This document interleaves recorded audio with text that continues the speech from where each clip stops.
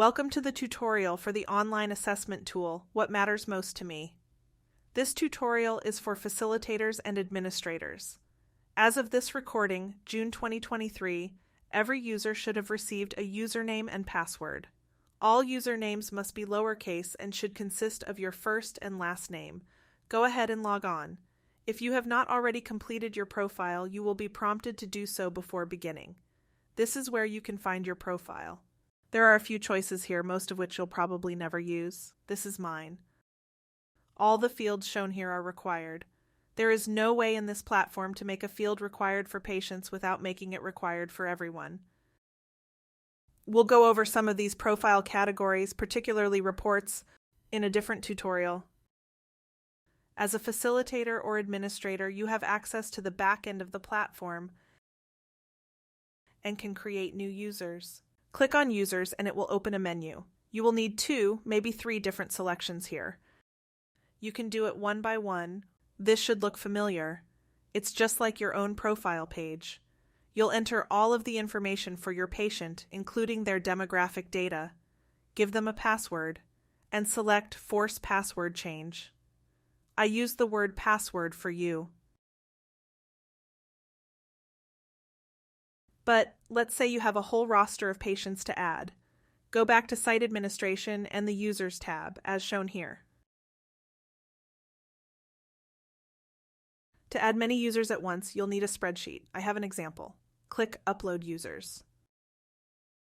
You'll do this by dragging and dropping a spreadsheet into the field shown here. Here's an example of a spreadsheet you'll need to have, ready to bulk upload multiple users. You will need to create a spreadsheet with a column for every required field.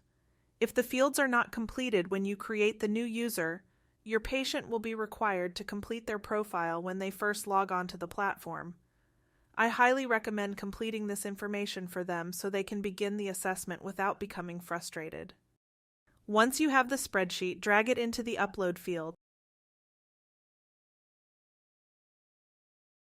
Click the Upload Users button and you will get a preview. Make sure everything looks correct and continue the upload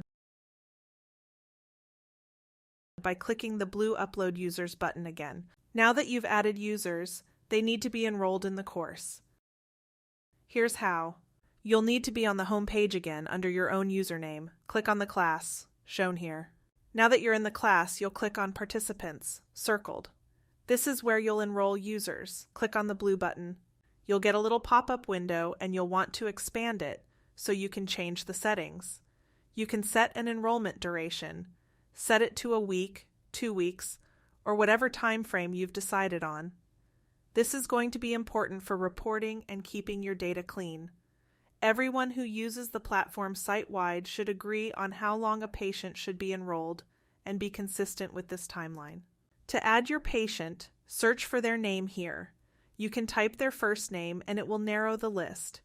Then you'll want to change their role to patient. Once you've selected your patient and set the enrollment duration, click the Enroll Users button.